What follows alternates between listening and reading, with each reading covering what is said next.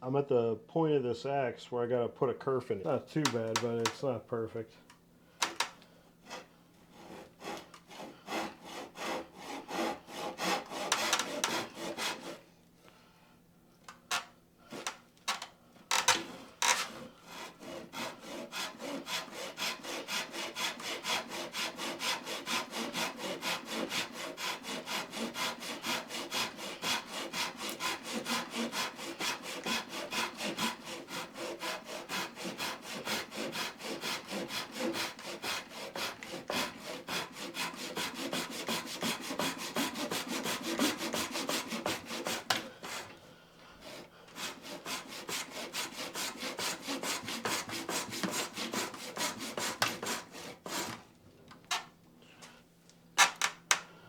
Okay.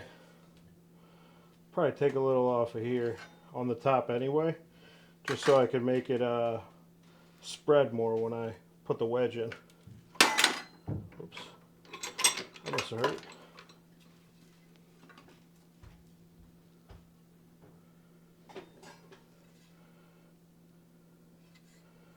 So it's not very deep, but I have to make it bigger anyway. This is not... Here, let's see. How far do I want to go?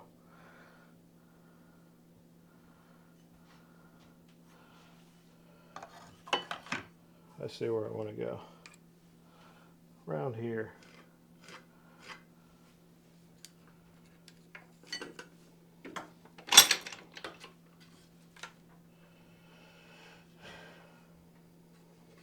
I won't go quite that far, but I'll get close to it. This time I'm turning it around. Oops. It's a little more difficult. There we go. So we're going to open this kerf up a little more anyway. I don't just use a thin saw if I'm using hand saws. I like to use a thicker saw. Sometimes it'll be a piece of crap, you know, like this Baco Laplander.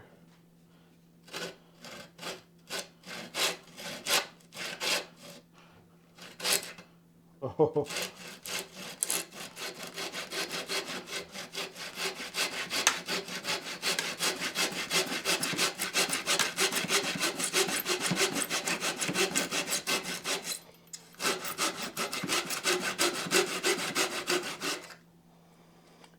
It's splitting the wood out. It's a cross-cutting saw, but it's not too great. Let's try that again.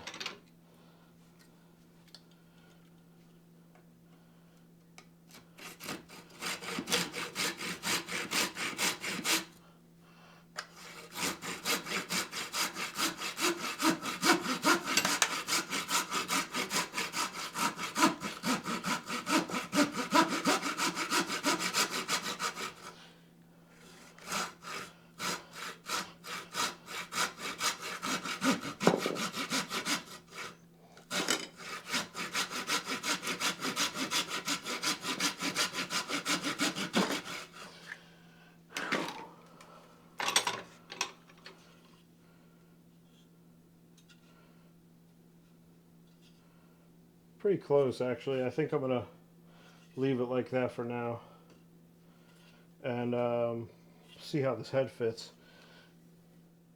Actually, let me remove some of this top of this tongue.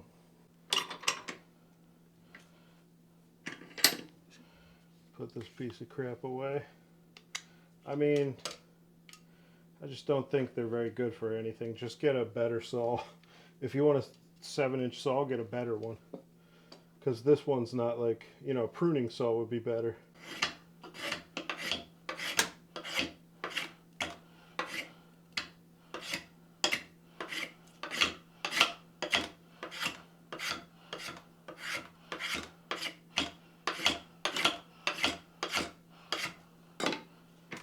Alright. Go to the other side now a little. we're just hoping to open up a larger gap on the sides, only the sides of the head, uh, the eye actually of the head, so we can fill it with a bigger wedge, and so we can get a little more, kind of pressure going on. You can really up the tension in there. Compression is the word. Draw knife. I'm more comfortable with the draw knife, honestly.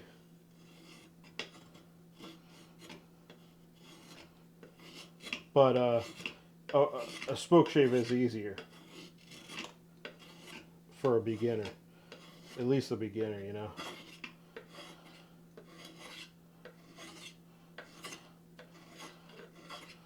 Just taking a little bit of pressure off of this. Maybe we could seat it a little further down if we get rid of a little of this stuff right here. Oh.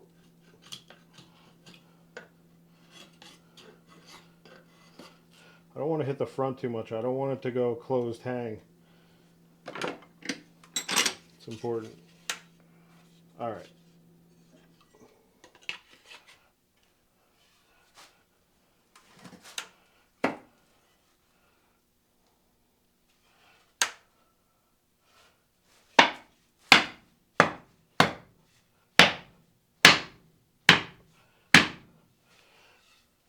Not good enough. We gotta smash this thing. This swell is taking a lot of damage. I've hit it a lot.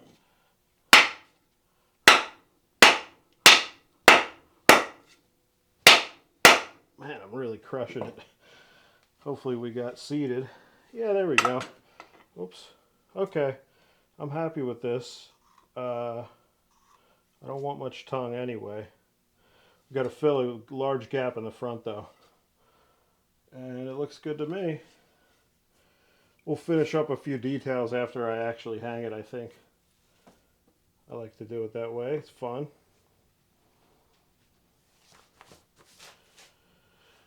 Make sure it's on straight. Yep, good to go. It's on straight.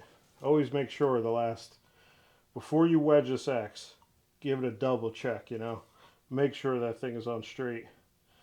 And, if your handle bends, that's not your fault too much. Unless you screw it up, you lean it against the wall or too hard, or you put it in a wet place and then you dry it in a weird way. I don't know. But the handles can warp, but the better the lumber quality, usually the less stress is in there. Oh yeah. I'm liking the feel of this. It's got a little shelf here. I'd imagine that could make a break. I believe Kevin's Disobedience talked about this before. The axes with eye ridges, they crack your handle. So maybe that's because they cause shelves if you're not too careful. There's not really any other peel other than just this one. That's pretty much it. It's pretty good other than that.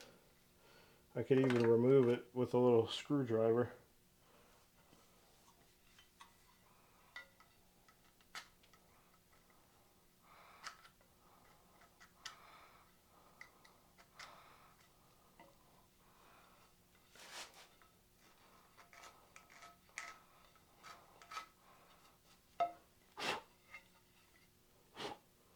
Yeah, there we go. That's looking good. That's looking pretty good. Now, I probably got to, do I have to thin this? No, I don't. I don't have to thin it. So what I'm looking at right now is if the axe head isn't as thick as the handle right here. If the axe head is thicker than the handle, it protects. If the axe head is thicker with thickness-wise here than the handle, it protects the handle a little bit. So it's really beneficial to thin your handles down below. So if there's a big part of your shoulder, you might want to take that down a little. It's also a weakness. The more sharp a difference between flexibility and inflexibility there is, like if you make it real sudden, that's a weak point. So a thick shoulder could actually break more readily, possibly. At least at the like union part between a thin part and your thick, shoulder. Let's see, what do I got to do here? Fit a wedge? Let's fit a wedge. So as you can see, I got a bunch of wedges right here. And I'm trying to figure out what I'm going to put in this bad boy. And I learned this little trick from Buck and Billy Ray. This is to check your depth. So you just put your thumb and then you go like this. And so that's good. That kerf is deep enough. And now I have how long my wedge is. So let's see. I can't go with mulberry. I could go with mulberry, but the handle's mulberry. And common sense, and I'm not saying that as in everybody's dumb. I'm saying that as in I'm not sure if it's actually true, but common sense in the axe world tells you don't use the same wood for your handle and your wedge. Here's a little piece of beech. That will be good. So what you're doing with your wedge, you're trying to make sure that there's a lot of movement on one of the woods. So if your handle material is soft, you might want to try out a harder wedge. And normally your handle is hard, so you want the wedge to be a little soft because you want compression, you want the spaces to be filled, and you don't want it to fight back too much. You want to be able to really smash it in there, and it spreads everywhere, And one thing that my pal Axe Yankee has talked about is spring, kind of.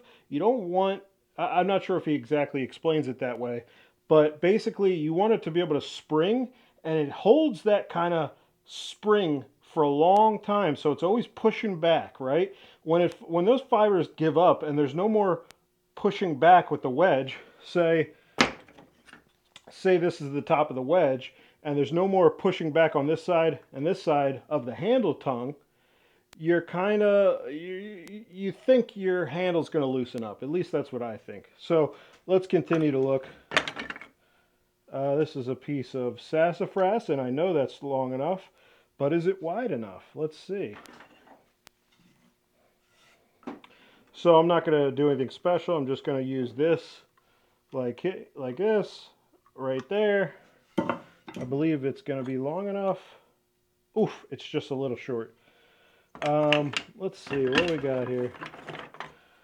A lot of this are just offcuts that I made. Here's a Norway maple. It's just a little short. I have more wedges than this, and I have a lot more material to make wedges from, but okay, that's long enough, but that's wide enough, but it's not short enough, and I believe this is sassafras. I love sassafras. It's similar hardness to the mulberry, though. What is this? This is cherry. This is someone else made this. That's not my wedge. Let's see. Oh, it's too bad because this one's long enough. This is a mulberry.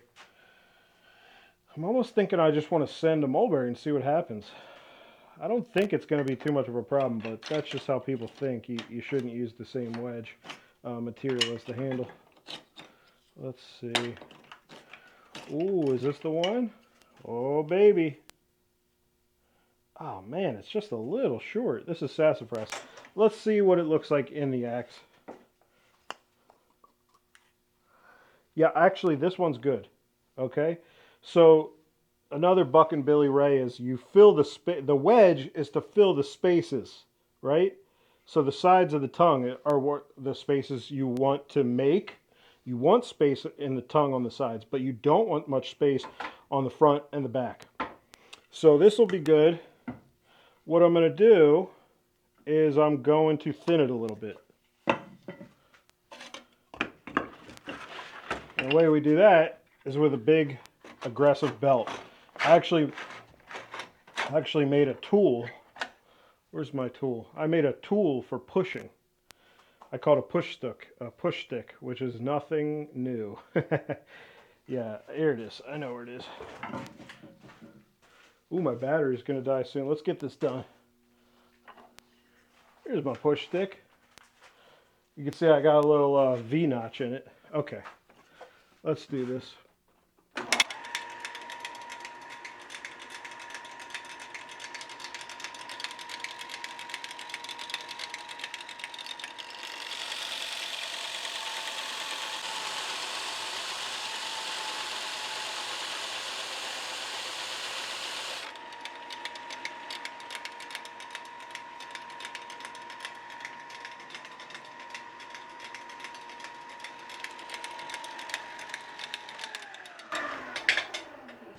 Alright, I didn't do much removal there.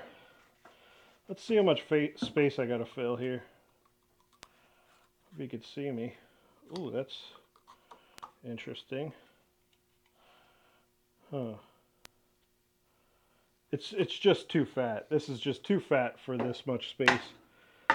It will fight me terribly. So you can tell I'm being a little pansy because there's too big of a gap between where I'm holding, where it's being held, and the belt. And this I guess the platen more than the belt. I have to fix that with a Dremel or a round file. I just have to turn it in at where it's screwed in. I'm going to turn the vacuum on this time.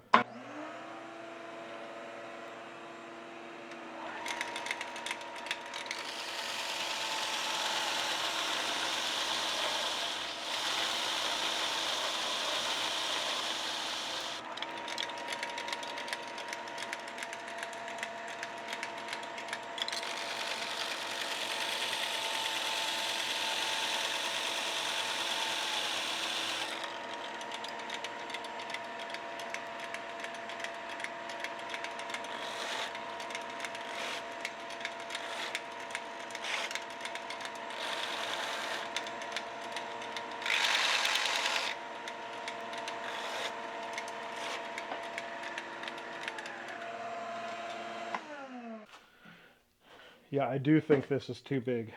So let's see. Was this the back I wanted? So the back is flatter and the front is going to be a little rounder. I think this is it. This is what I wanted. Real quick, I'm gonna shave this down.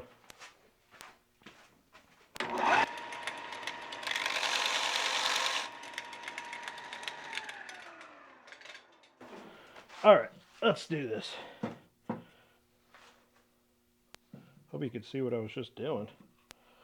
All right. So what I use is a mallet. Every time I use a mallet. Now, I'm already experiencing a lot of fight, and I'm thinking, let's give up and let's keep shaping. That's too much fight. So what I'm going to do is I'm going to do this off camera, and I'll show you the thickness when we're back. All right. We are back. Let me just make sure I can see what's going on here. So we're back, and as you can see, the front is really thin now, but that should be okay. The most space, I actually might want to flip this around, because it looks like I need to fill a lot of space in the front. You can see me pushing it in. Just me pushing it in goes in pretty far. Is it round enough? I think so. Let's just send it, and if it's a mistake, we'll both learn from it. Although I kind of already know that it might be close. Before I do this, let's round it a little.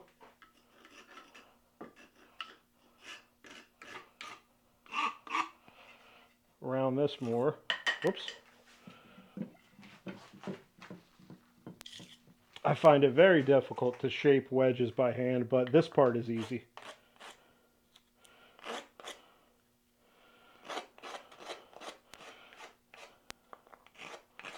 Yeah, so the front, this is going to be the front. And it is bigger. Alright. Alright, let's send this fucking thing. Let's get this fucking done. Look at all that curl. Just a little off the back. Alright. Again.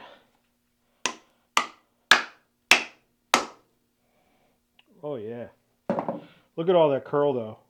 So because it's sassafras, it's not gonna break, hopefully. It's gonna curl instead. I did just realize that I didn't want to make it with a soft wood, but it shouldn't matter too much. There is a little bit of a difference.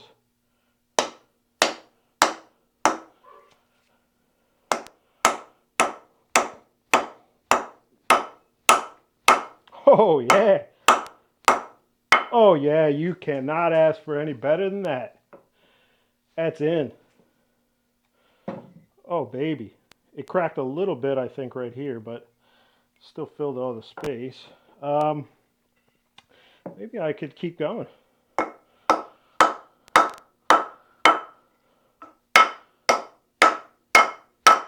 Oh yeah.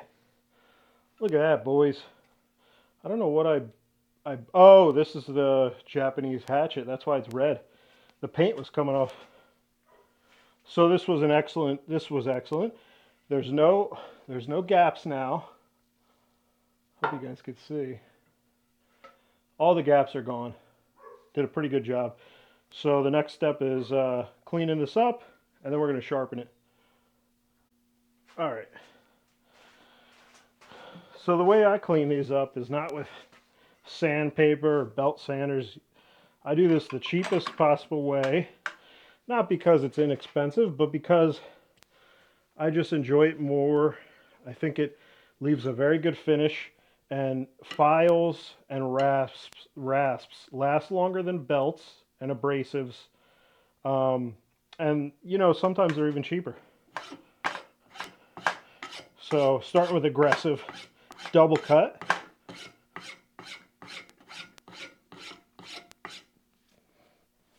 One thing you got to do, watch out for marking the axe. I think I just did that, so that pisses me off.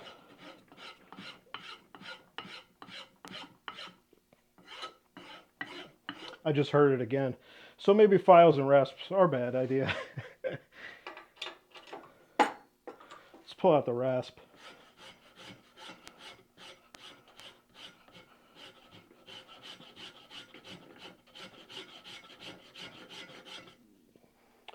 So one thing you want to do, and this is a common practice with all types of, let me just make sure I can see here. It's common practice with all types of wood.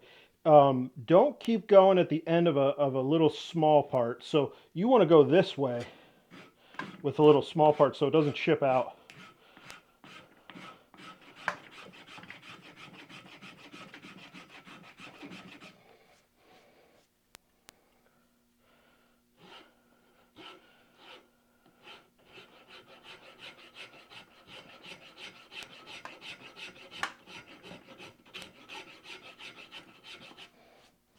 All right.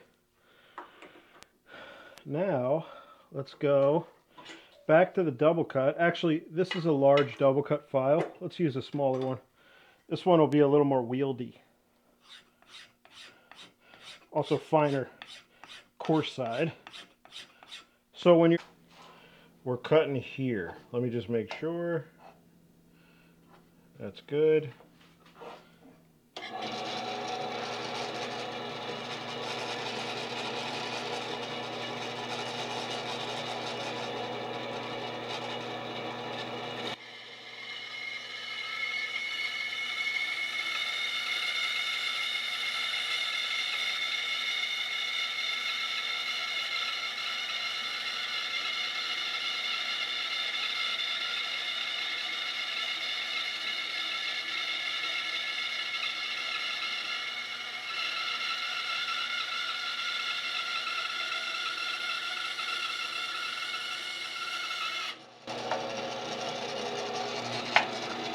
Looking good. Looking quite nice. Oh yeah. So we can clean that up with files and rasps.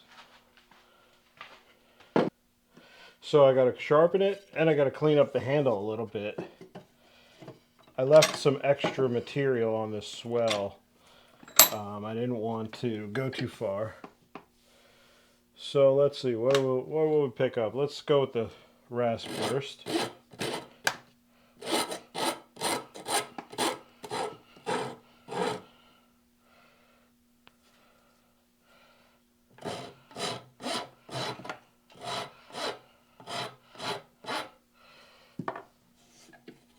Just doing a rough chamfer first. Then we'll get to town. We'll go to town on it a little more.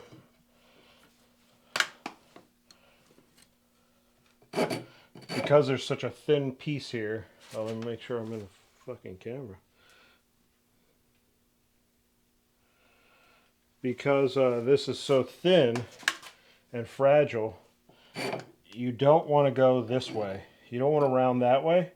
You want to round where the wood is supported. So the wood is supported behind. And if you try to go this way, there's no support here behind this wood.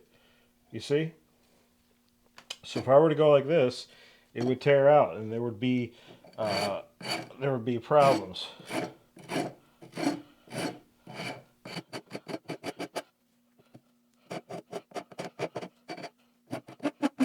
right, let's see what it's like.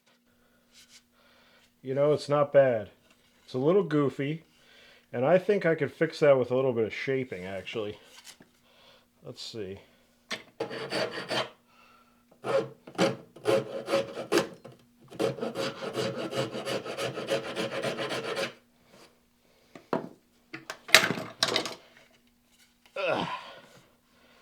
Might even want to put it like this.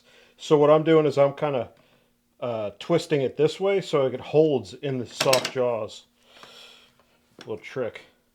Another trick, I like to go up the grain with a rasp when it comes to the swell. You see how they're just chipped out? So this is actually kind of like right below the bark, so it is kind of weak wood.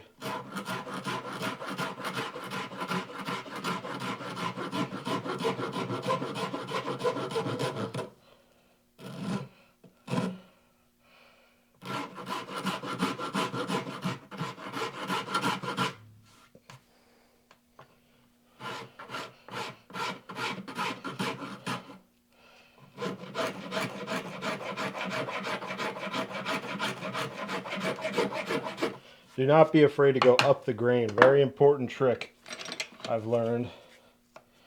So we're trying to get it into the middle. Let's move this over a little bit probably. Let's see, what are you guys seeing? Alright, that's pretty good. You're looking at my dog hair, my beautiful crotch.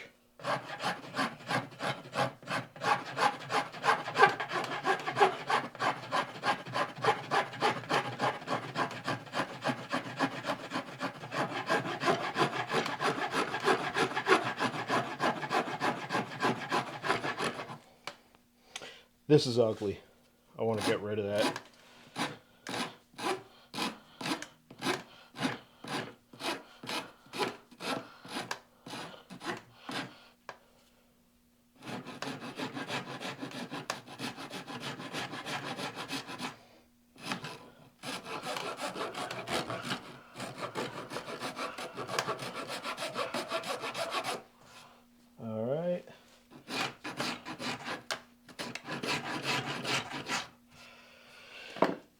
Let's feel it, see how it feels. Is it uneven? Yeah, it's not even that uneven, honestly. Yeah, it's pretty good. There's a little hump right here. Oh boy. There we go. It's a pretty secure way to hold it in a vise. So the hump is like right here. Try to figure out how to get to it. A lot of the times when you're doing shaping, you're desperately trying to avoid one area and not as desperately trying to hit another area. So it's not as bad if you don't remove what you need to remove, but it is bad if you remove what you didn't need to remove. I think I might have just said that really stupid. I'm not sure. I can't get the replay in my head. But basically, if you remove material where you didn't need to remove material, you might have just made yourself either more work or you have to settle with an inferior product that you wanted than what you wanted.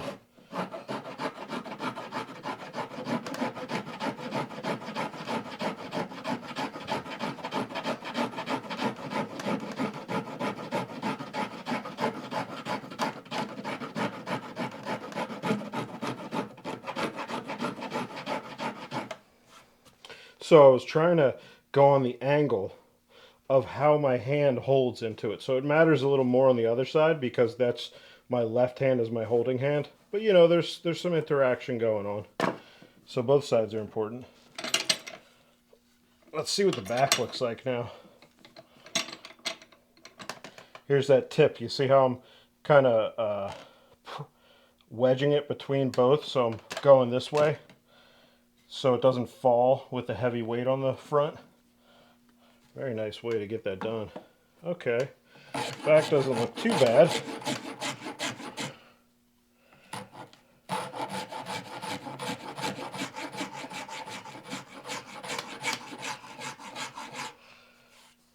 Let's see, maybe a little work here.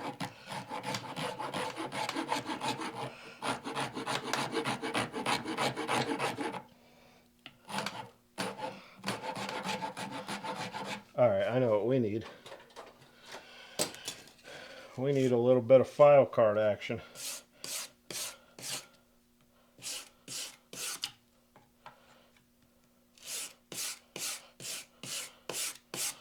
Even your aggressive and rough cut files and rasps, they'll probably need that a few times. I know that some people don't believe in file cards, but it's just an easy way to get rid of the gunk, in my opinion. That's why I like it. Oh wow, this is uneven. Okay. Now it's time to figure it out, because this side is missing some and this side isn't.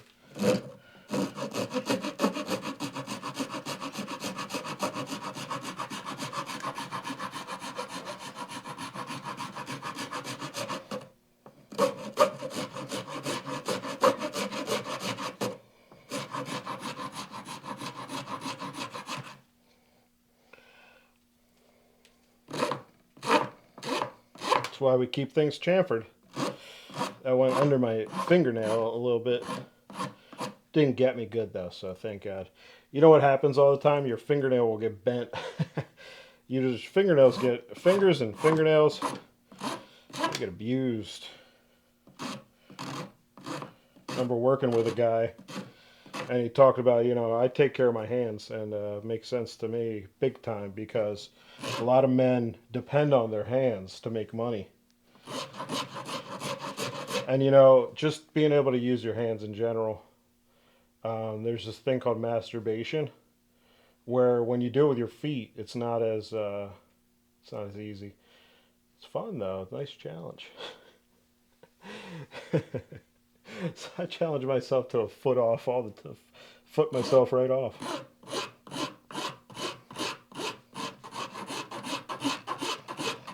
Trying to round this now. It was kind of flat on this face. One thing I don't like is a sharp front. I don't like any kind of pointy bits on my hands, so it needs to be pretty rounded, but not to the point where the front has like a V, like a kind of a sharp curve.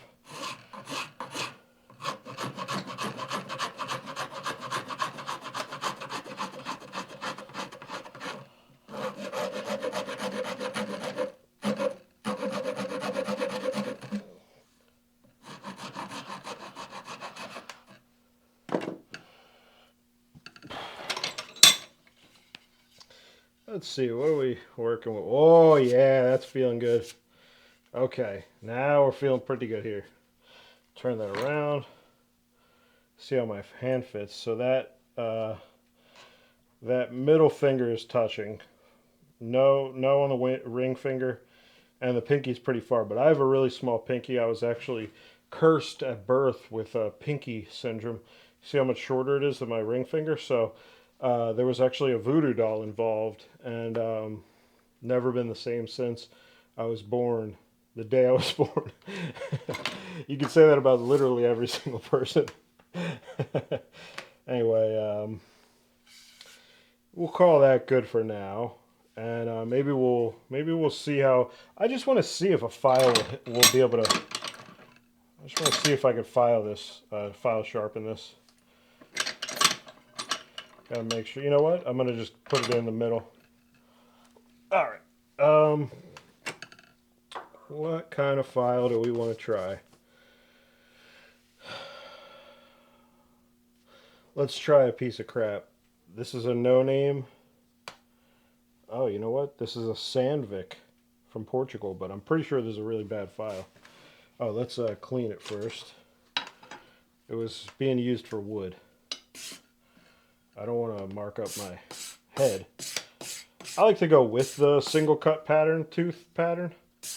I kind of like going in the diagonal with the teeth, trying to get in the middle of those valleys. All right. I don't have high hopes.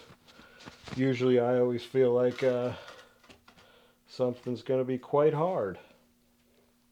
And I get the feeling this might be hard.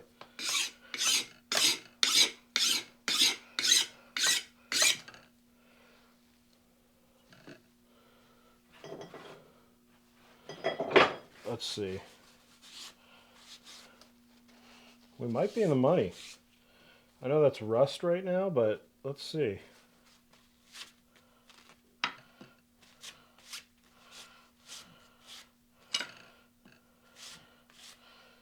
All right. I just move the paper towel. What I like to do sometimes is use one of the third or fourth sides and attack it like this.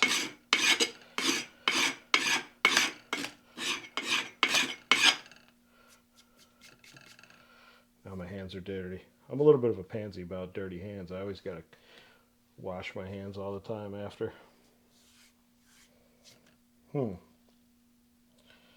Might be smarter to... I'm not sure if I'm going to do a banana grind on this. It has a high center line, but it's not crazy. It's not a crazy high center line. You can see the scallop kind of taken out right here. It's pretty. This is a Belknap bluegrass, possibly Kentucky or Southern Kentucky pattern. It's definitely not a Jersey pattern. It's a little less of an angle to it. I'll show you a regular Jersey.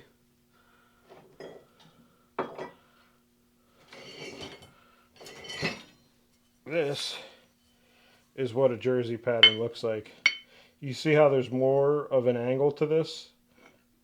You see that?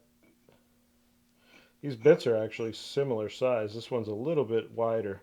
So this is the bit width. This is the heel, this is the toe, and from heel to toe is bit width. From apex to, really it's not this, but I'll just give you an example. From the apex to the front of the eye, that some could call that the length of the bit. But the axe is usually the length. The whole axe is usually the length we measure. So from the apex to the pole, usually it's 6.5, 7 inches for a full-size axe. This is probably around, this is definitely around 7 inches. Let's see.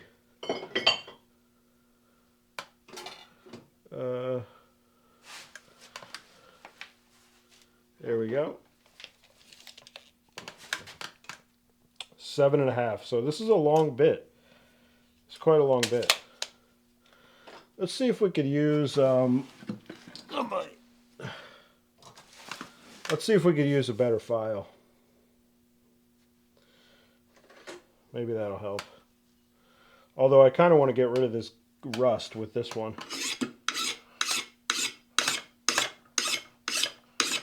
I think it's cutting. Yeah, it's cutting. Not excellently, but it is cutting.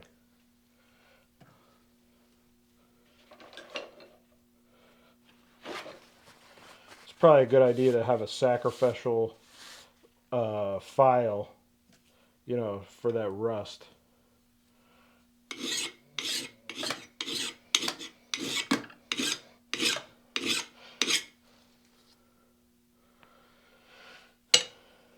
Let's just try this one now. See what the double cut does.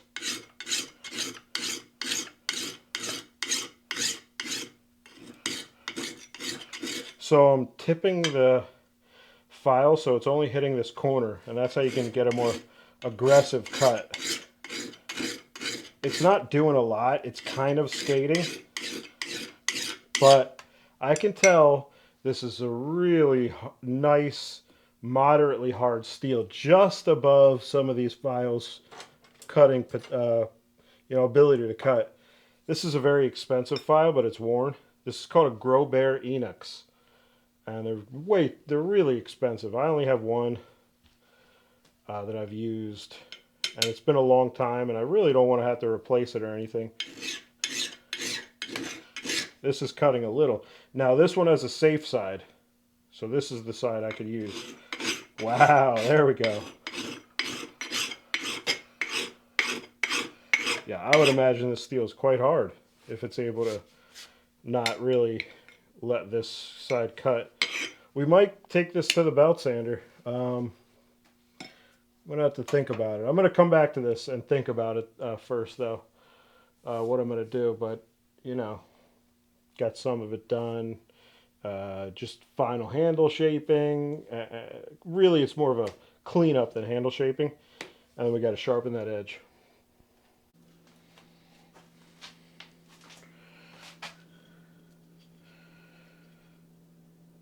Making a file handle here.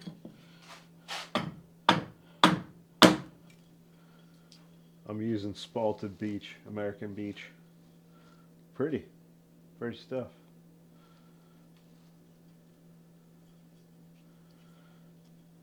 As you can see on the end grain at least.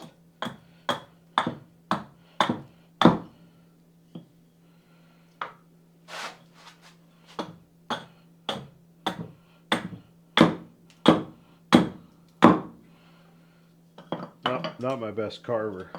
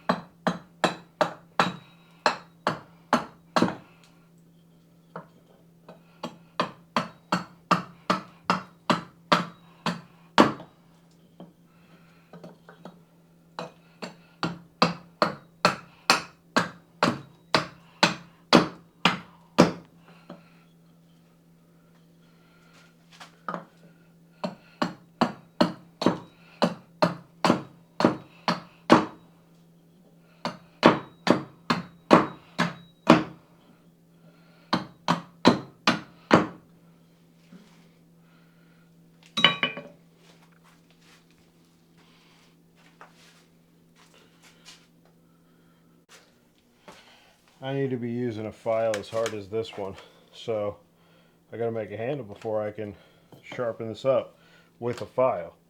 I could take this to the belt sander, but first I want to see if this file will work.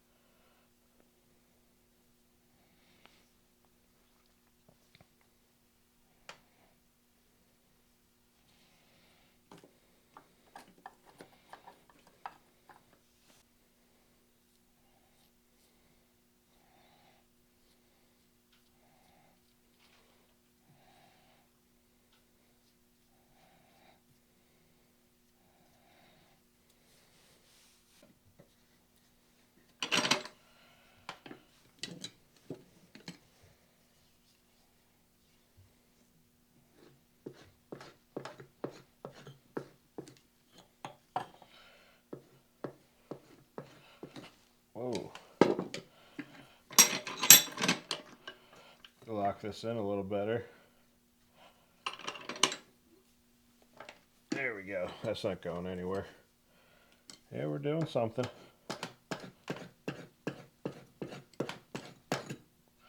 So you can be your own machine, right? It depends on how much input you're putting out. That makes no sense. Wow, that was like office talk right there. What the hell's going on with me? I'm sorry, an inauthentic ethical acts just came out. You can be like almost as fast as a machine. It just depends on how fucking crazy looking you are when you're doing the work, you know? So you can go like this. That's a lot more strokes in a very short time. I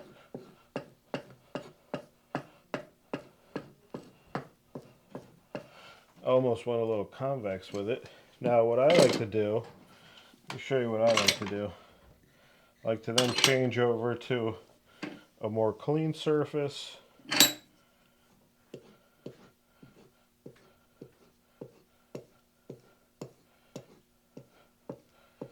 And then kind of wipe off the excess. And we'll even go to the other. This is why this making your own little strop is nice. This has 4 sides. It's very goofy. It's not jointed, but I don't think it makes a difference. I think it's working just as good as I need it to. This side I've used a little, but maybe not with much compound. Okay, I think there might be some nicks in this, so maybe it would have been beneficial to go back to a rougher grit. Let's see.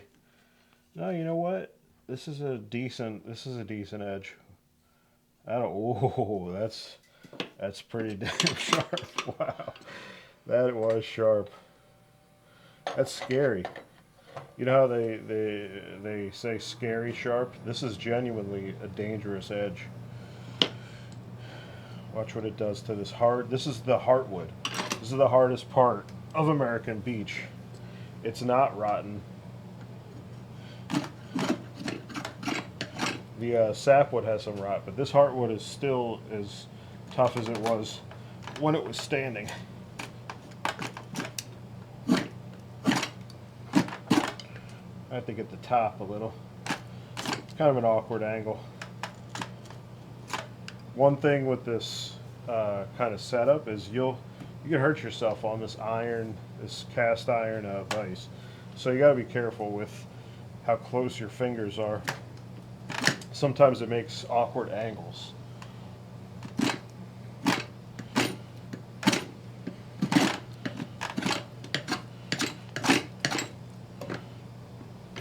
I almost want to just hit this with a hatchet.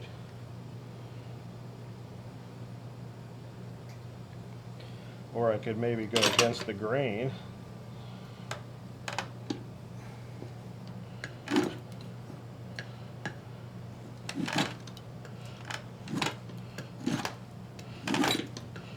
Wow, that's why I like carving beech. It is hard, but it's pretty forgiving when it's not. I guess even knots aren't that bad, honestly. That's better. Huh. Trying to think of what to do. There, just keep going. See how straight this side is. I gotta take some off of here.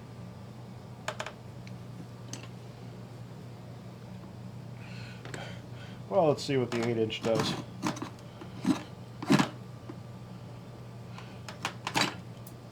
There's cracking right here.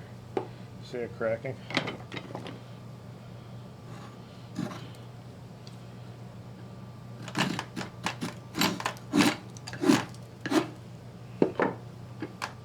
I keep forgetting the aggressive way to cut with a draw knife is bevel up, I guess. I'm a bevel down guy. even when it's probably wrong.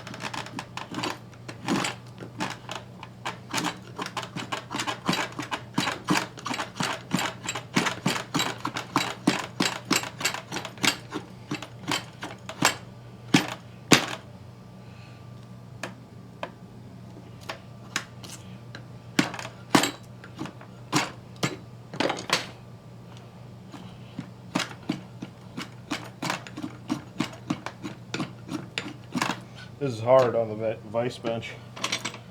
Alright, that's a little better.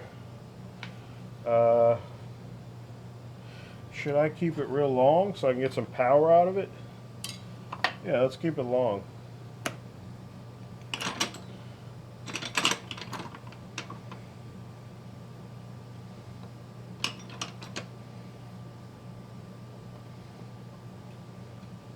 I'm trying to think how to do this.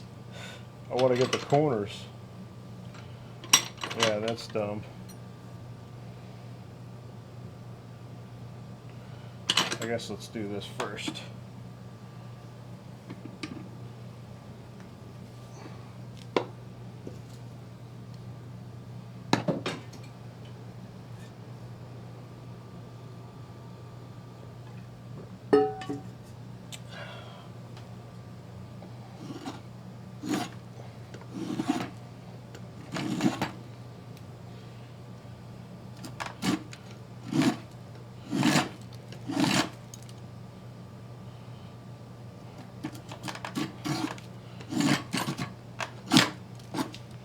Look how pretty that is.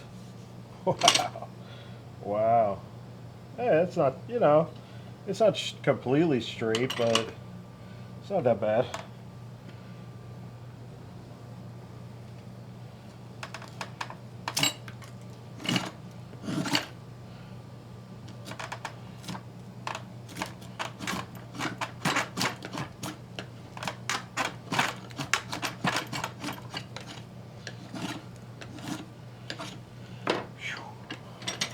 Well, it looks pretty, don't it?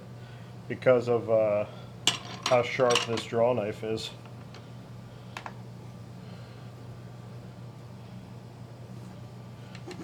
Whoops.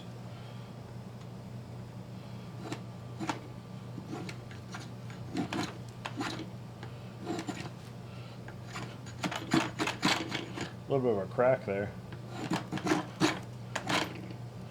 Not sure if I want to put that in front or back. I guess back. Keep it strong. Oh wait, that's not a crack. This has to, yeah, this is a crack. I'm not sure if that's a crack. Huh. It might just be some kind of inclusion. This is definitely a crack because look at the end grain. Wow. American Beach is not on Wood Database when it comes to streaking. But because of spalting, I believe it does have streaking when in some instances.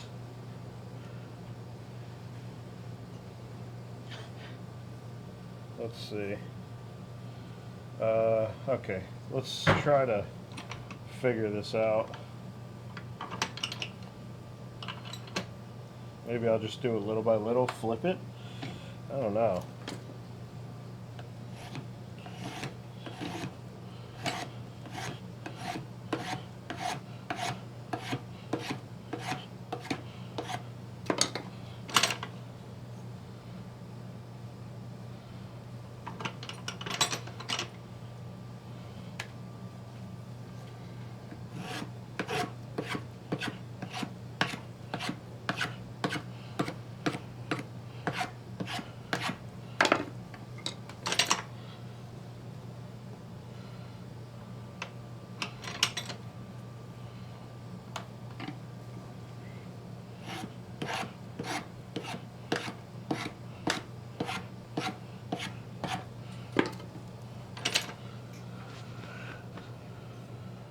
Oops, one last side.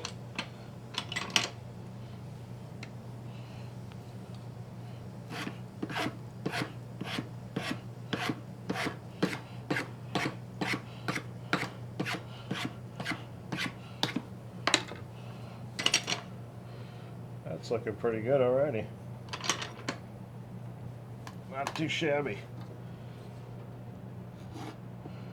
I do want it to taper, I guess, to the crack. May as well. Fuck it. If it breaks, that's a good time.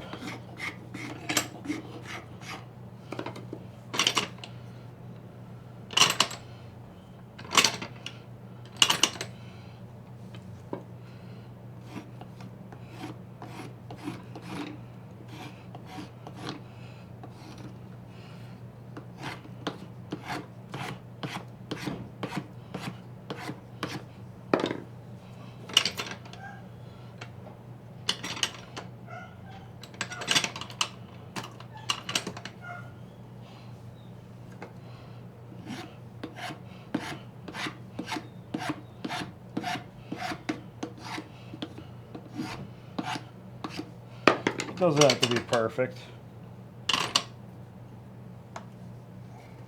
I'm just trying to do this kind of quickly and also show how easy it is. Honestly, I read in a book. Got cut off there.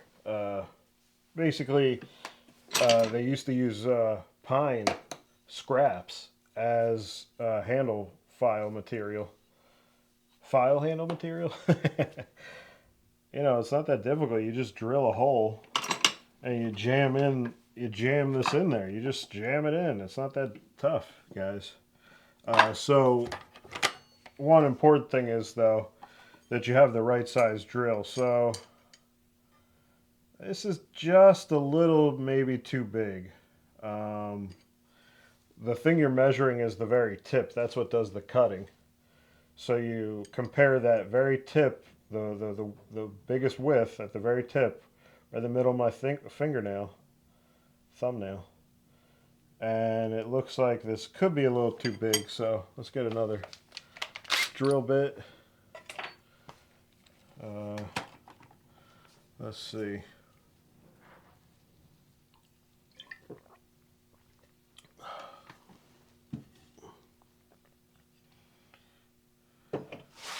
Looks like I gotta find something. This is a good time to show you guys this pretty nice drill set an old timer sold me. I helped this guy out before. Something I like to do that people might hate that are going to buy things. I like to inform the seller. I'm not buying. I want this guy to know what he has, and it might be worth something. Now, I never recommend he sell it for a crazy price. I recommend he sell it for the price I think is fair. So I'll say, you know, that's probably worth around like $30, but usually people don't want to give you much more than 20 for something like that. So you know, you can't really get much. That's just how I am. I like to inform them about it because nobody's gonna. Okay, so this is the biggest one, and it won't go in too far, but let's give it a try. It's the biggest one I got in this set. Oh, I didn't even show you guys. Look at all these. It's pretty nice. I mean, that's a nice amount. The smaller sizes are all handled, which are the ones you would use to drill out a wedge in an old axe that you're trying to take the handle off of. So what we want to do is line this up straight. And I think the best way to do it is like an idiot. I don't think you should think too hard about it. You should put it at an angle that you feel comfortable with, that you can follow. And just send it. Don't even mark a center line.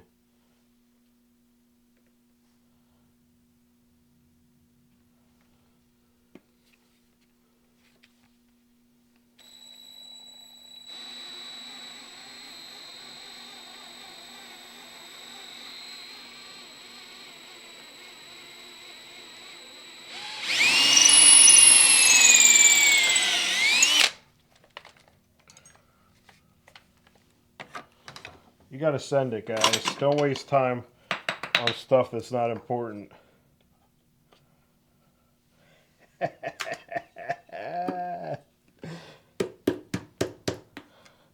I didn't even line it up.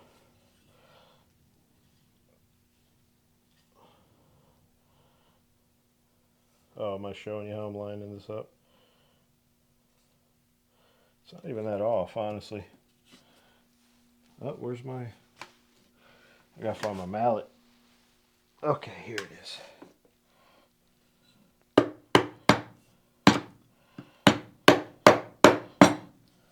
Good enough. It has a tiny bit of tilt left and down. So I just accommodated that. Okay, let's give this axe another try. Had to go on a side mission there. Nerds. You nerds? No. You know I don't really play video games like that.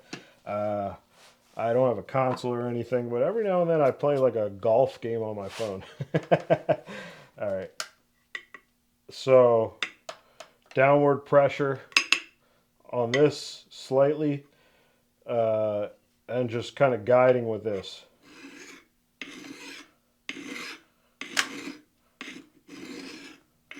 I'm not trying to push it too hard.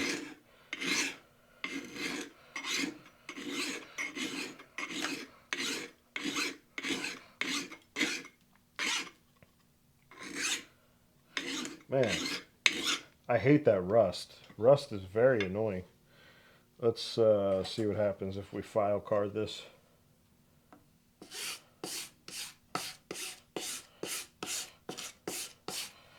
Might be a good idea to do both. This is brand new. Never used this. Might be too fine. This tooth pattern might be too fine.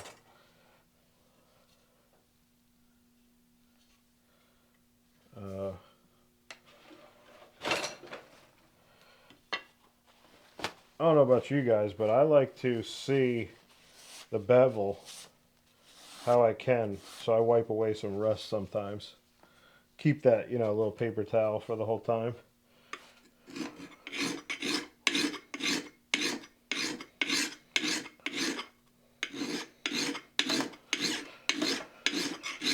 Okay, I think I should give up. No, I'm not working hard. I'm just feeling it out, and I can tell this this file does not want to do this whole. This is not going to happen. I'll waste this file by putting it to this edge and trying to sharpen this. Sometimes that's how an axe is. You're a nutcase if you go at some axes with a file. I mean, how? How do you even find files that cut this stuff? The way that a sharpening works is you take one thing that's as hard or harder than the other thing that's you want to make sharp, and you rub it. You abrade. Sometimes there's a tooth that digs out that metal. Other times there's like a spike. That's what like sandpaper, well, depends on the grit, but there are some hooky types. Hooky. There's some hookers out there playing hooky. All right, we got to take this to the old belt sander. But first, let me show you what I always do. I always do this with every file.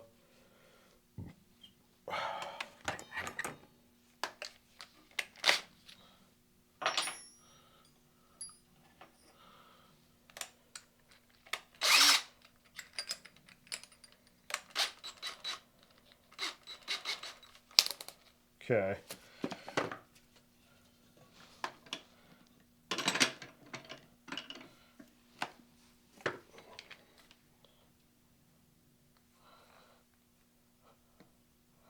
You know what? This doesn't... Let me think about where I want this. It don't matter.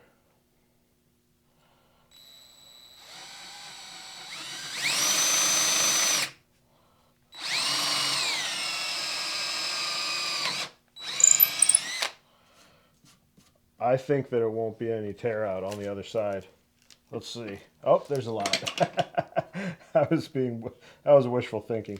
So the reason why I mentioned that is because it's a big thing. I mean, when you drill out unsupported wood on the other side, it's gonna tear out. Most times, unless you have a special drill bit or you've taped it or you've put a supporting scrap piece against it right there. I probably should have done that to show you guys, but what I like to do anyway is I like to chamfer these holes, and I use this cool Keen Cutter reamer and this little bit brace, this two jaw chuck bit brace. So I just kind of let it go on every edge. I kind of tilt it everywhere to extend the radius of this. All right, that's a crazy chamfer if I've ever seen one. I actually want to hit that again. I might have gone too far. That was softer than I thought for heartwood. I guess I didn't just hit heartwood there.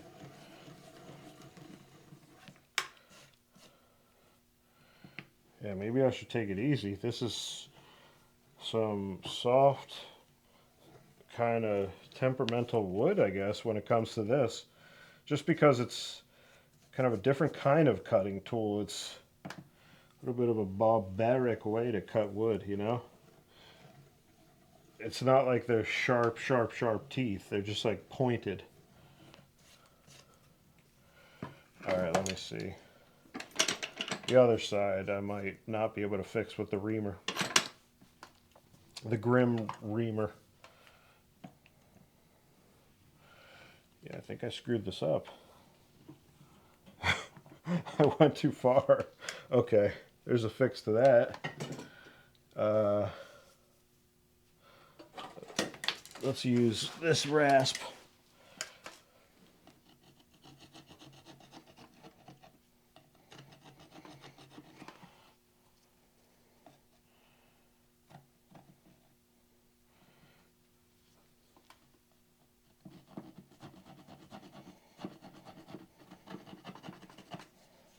This is working.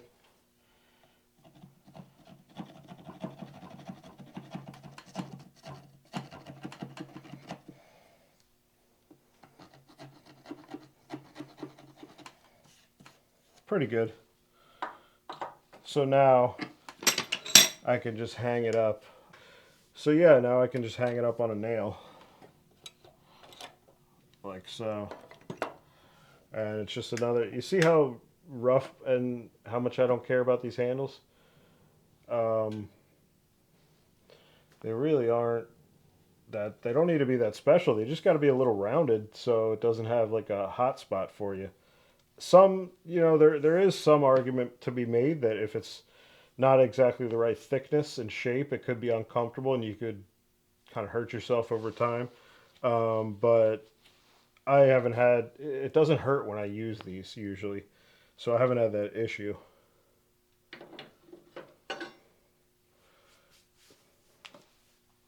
Anyway, the next part is going to be me fucking doing that goddamn sanding. I don't like sanding. I've done a lot of this before and not my favorite.